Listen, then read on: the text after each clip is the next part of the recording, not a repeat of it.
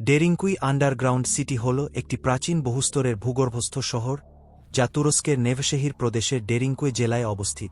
এটি ভূগর্ভস্থ বাসস্থানের সবচেয়ে বড় এবং সবচেয়ে চিত্তাকর্ষক উদাহরণগুলির মধ্যে একটি, এবং এর ইতিহাস, স্থাপত্য এবং উদ্দেশ্য ঐতিহাসিক, প্রত্নতাত্ত্বিক এবং পর্যটকদের জন্য একইভাবে আগ্রহের বিষয়।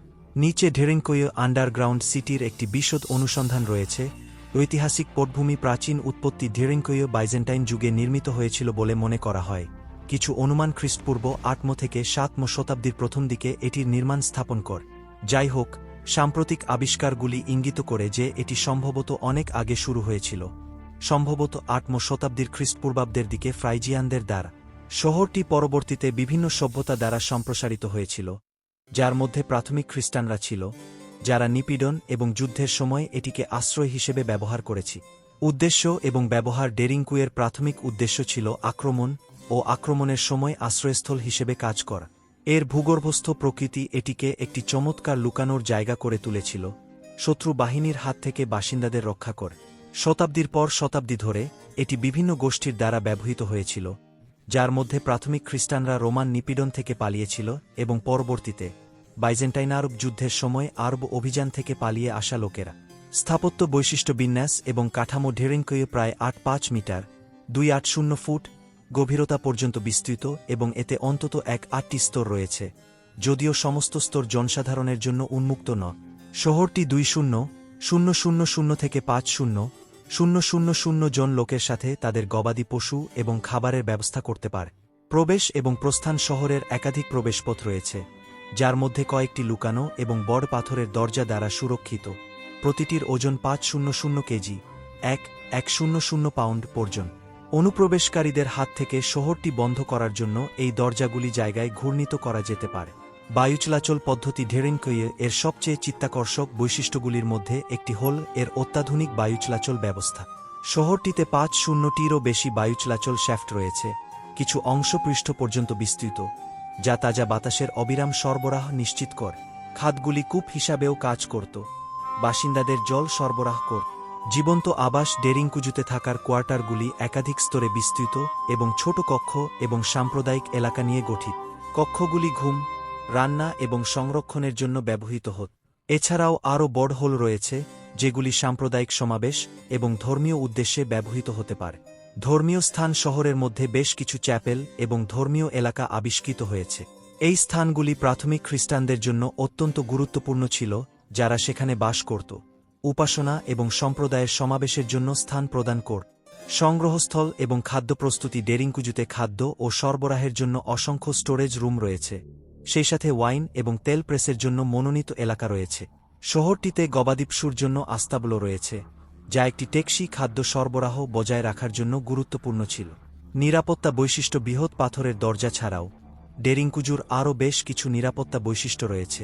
এর মধ্যে রয়েছে সরু টানেল যা সহজেই রক্ষা করা যায় এবং ফাঁদের মতো জায়গা যেখানে আক্রমণকারীরা আটকা পড়ে বা অ্যাম্বুশ করা যায়। ডেরিঙ্কুতে দৈনন্দিন জীবন যাপনের অবস্থা ডেরিঙ্কুজুতে জীবন চ্যালেঞ্জিং হত। প্রাকৃতিক আলোর অভাব, সীমাবদ্ধ স্থান এবং বর্ধিত সময়ের জন্য ভূগর্ভস্থ থাকার প্রয়োজনীয়তার জন্য উল্লেখযোগ্য অভিযোজনের প্রয়োজন হবে। যাই হোক, বাসিন্দারা একটি কার্যকরী এবং টেকসই জীবনযাত্রার পরিবেশ তৈরি করতে সক্ষম হয়েছিল।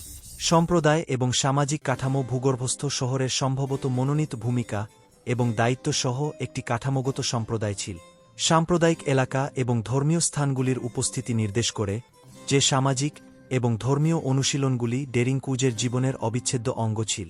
অভিযোজন এবং উদ্ভাবন ডেরিঙ্কুইয়ের লোকেরা ভূগর্ভে বেঁচে থাকার জন্য অসংখ্য অভিযোজন করেছে। এর মধ্যে রয়েছে বায়ু চলাচল, পানি সরবরাহ এবং বর্জ্য ব্যবস্থাপনার উদ্ভাবনী সমাধান। সুড়ঙ্গ এবং আন্তঃসংযুক্ত কক্ষ ব্যবহার শহরের মধ্যে দক্ষ চলাচল এবং যোগাযোগের জন্য অনুমোদিত। প্রত্নতাত্ত্বিক আবিষ্কার প্রাথমিক অনুসন্ধান 1963 সালে একজন স্থানীয় বাসিন্দা যখন তার বাড়ির দেয়ালের পিছনে একটি রহস্যময় কক্ষ খুঁজে পেয়েছিলেন, তখন ডেরিঙ্কুই পুনরাবিষ্কৃত হয়েছে। আরও খনন বিস্তৃত ভূগর্ভস্থ নেটওয়ার্ক প্রকাশ করে, যার ফলে প্রত্নতাত্ত্বিক আগ্রহ এবং তদন্ত বৃদ্ধি পায়। চলমান গবেষণা ডেরিঙ্কুতে প্রত্নতাত্ত্বিক গবেষণা চলছে। শহরের ইতিহাস এবং সেখানে বসবাসকারী মানুষদের উপর আলোকপাত করে নতুন আবিষ্কার করা অব্যাহত রয়েছে। সাম্প্রতিক খননগুলি অতিরিক্ত স্তর এবং নতুন এলাকাগুলিকে প্রকাশ করেছে, যা থেকে বোঝা যায় যে ডেরিংকুয়ের সম্পূর্ণ পরিধি এখনও উন্মোচিত হয়নি। সংরক্ষণ এবং পর্যটন ডেরিংকুয়ে এখন একটি সুরক্ষিত প্রত্নতাত্ত্বিক স্থান এবং একটি জনপ্রিয় পর্যটন গন্তব্য। দর্শনার্থীদের অন্বেষণ এবং এর ইতিহাস সম্পর্কে জানার সুযোগ করে শহরের সূক্ষ্ম কাঠামো সংরক্ষণের প্রচেষ্টা করা হচ্ছে। তাৎপর্য এবং প্রভাব ঐতিহাসিক গুরুত্ব ডেরিংকুয়ে মানুষের বসবাসের ইতিহাস এবং বেঁচে থাকার কৌশল বোঝার জন্য একটি গুরুত্বপূর্ণ সাইট।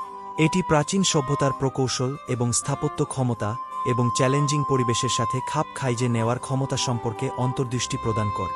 সাংস্কৃতিক ঐতিহ্য প্রারম্ভিক খ্রিস্টানদের আশ্রয়স্থল হিসেবে ডেরিংকুই উল্লেখযোগ্য সাংস্কৃতিক ও ধর্মীয় গুরুত্ব বহন করে।